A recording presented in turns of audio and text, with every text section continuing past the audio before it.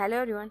Last episode के start में देखते हैं कि लियांग के आदमी शेंयू को बांधकर बहुत मारते हैं और वो उसे साथ जाने की बहुत कोशिश करते हैं, मगर शेंयू कुछ नहीं बोलता। लियांग कहता है कि मैं एक बिजनेसमैन हूँ, तो मैं अपना टाइम तुम पर वेस्ट नहीं कर सकता और मैं ये भी जानता हूँ कि तुम शेंयू नहीं, और तुम मुझे बताओ कि तुम्हें किसने यहाँ भेजा और वह कहाँ रहता है, और अगर तुम मुझे सब कुछ बता दोगे तो मैं तुम्हें जाने दूंगा। और उसके पास आकर कहता है कि मैं डोजिंग का बिजनेस तुम्हें हैंडओवर कर दूंगा। तो शेंयू उस पर थूकता है। लियांग कहता है कि तुम बहुत स्टबर्न हो, तो मैं तुमसे किसी और तरह पूछूंगा। और फिर वो लोग यिंग को वहाँ लाते हैं और जैसे ही वो यिंग के फेस से मास्क उठाते हैं तो यिंग शेंयू को इंजर्ड देखकर बहुत डर जाती है। लियांग यिंग के फेस को टच करने लगता है तो शेंयू कहता है कि तुम इस लड़की को इस सब में इन्वॉल्व नहीं करोगे, और अगर तुम में इतनी हिम्मत है तो तुम मुझे टॉर्चर करो। लिंग कहता है कि एटलीस्ट तुम बोले तो सही, और कहता है कि मैं जान गया हूँ कि तुम्हारी वीकनेस क्या है और तुमसे सब कुछ कैसे उगलवाया जा सकता है। और नाइफ यिंग के फेस पर रखता है और शेंयू से कहता है कि अगर मैं इसका फेस काट दूं तो तुम क्या कर लोगे। तो यिंग जल्दी से कहती है कि अगर तुम में हिम्मत है तो तुम मुझे मार दो, मगर शेंयू जल्दी से कहता है कि क्या तुम जानते हो कि डोजिंग ने तुम्हारी रिकॉर्डिंग सेव की हुई है और मैं जानता हूँ कि वो रिकॉर्डिंग कहाँ है, और मैं यिंग की लाइफ के बदले तुम्हें वो रिकॉर्डिंग दे सकता हूँ।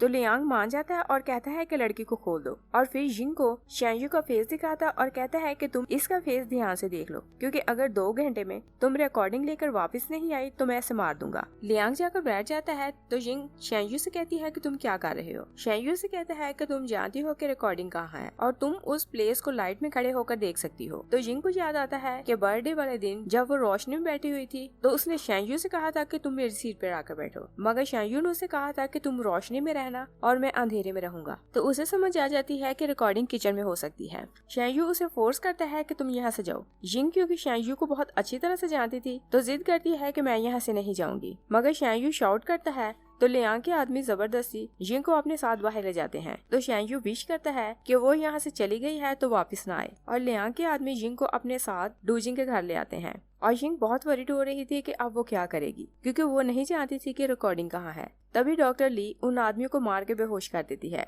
यिंग उसे पूछती है कि तुम यहाँ क्यों आई हो। तो डॉक्टर ली कहती है कि मुझे तुम दोनों के बारे में कुछ पता नहीं चल रहा था कि तुम दोनों कहाँ हो, और इसी कारण मैं यहाँ चेक करने आई। और फिर वो शेंयू के बारे में पूछती है तो यिंग उसे बताती है कि वो लियांग की कस्टडी में है। तो डॉक्टर ली बहुत वरीड हो जाती है। यिंग उसे बताती है कि हमने उसे झूठ बोला है कि हमारे पास एक रिकॉर्डिंग है और 2 घंटे में अगर हमने उसे रिकॉर्डिंग नहीं दी तो वो शेंयू को मार देगा। डॉक्टर ली लियांग के आदमी को बांध देती है तो वो दोनों मिलकर फिर से रिकॉर्डिंग ढूंढने लगती हैं, मगर वो सारा घर चेक करती हैं तो उन्हें कुछ नहीं मिलता। यिंग बहुत अपसेट हो जाती है तो डॉक्टर ली उसे कहती है कि हमारे पास अभी आधा घंटा है और हम इतने टाइम में रिकॉर्डिंग ढूंढ सकती हैं। तो यिंग उस क्लॉक को देखकर कहती है कि ये हमेशा खराब रहता है और तुम इसके टाइम को फॉलो ना करना।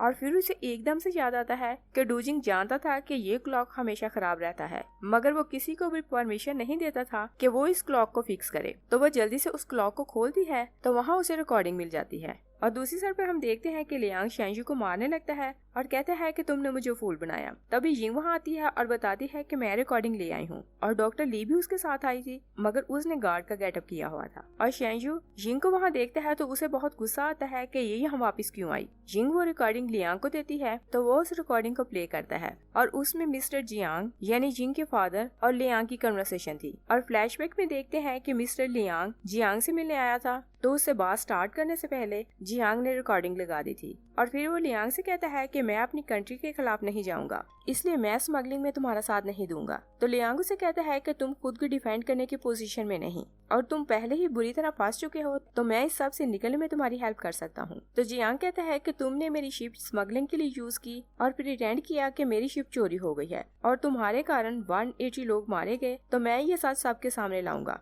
और उस टाइम डोजिंग जियांग के अंडर काम करता था। तो जियांग डोजिंग से कहता है कि तुम मिस्टर लियांग को बाहर तक छोड़ाओ, मगर मिस्टर लियांग जाते हुए डोजिंग से कहता है कि तुम जियांग का ख्याल रखना।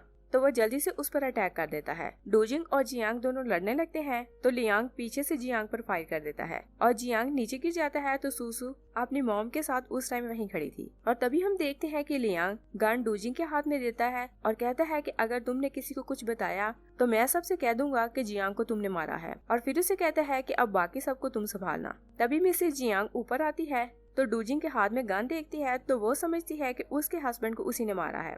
तो जियांग से कहती है कि मैं जाकर पुलिस को बताऊंगी। तो डूजिंग खुद को बचाने के लिए मिसेस जियांग को भी मार देता है और सुसु के साथ उसने क्या किया ये हम पहले ही जानते हैं। और फिर हम प्रेजेंट में देखते हैं शेंयू लियांग से कहता है कि तुम्हें रिकॉर्डिंग मिल गई है तो अब तुम जिंग को जाने दो। लियांग भी रिकॉर्डिंग तोड़ देता है और कहता है कि तुम दोनों साथ जान गए हो तो तुम दोनों मरोगे, और फिर वो दोनों को एक साथ बांध देता है। जिंग उसे कहते हैं कि क्या मैं तुम्हें पागल लगती हूँ कि मैं तुम्हें रियल रिकॉर्डिंग ला कर देती, और मैंने सारी अरेंजमेंट कर ली है, और अगर आधे घंटे में मैं यहाँ से बाहर नहीं गई तो इस रिकॉर्डिंग की एक एक कॉपी सब न्यूज वालों को मिल जाएगी और कल सुबह के न्यूज़पेपर में तुम्हारे बारे में सबको पता चल जाएगा। तो लियांग कहता है कि मैं जानता हूँ कि टैंगशेंग में कितने लोग हैं जो तुम्हारा साथ दे सकते हैं, और फिर वो वहाँ पेट्रोल छिड़कता है और आग लगाकर अपने कुछ लोगों को लेकर चला जाता है और कुछ लोगों से कहता है कि तुम लोग यहीं रुको और कंफर्म करना कि ये लोग जलकर मार गए हैं।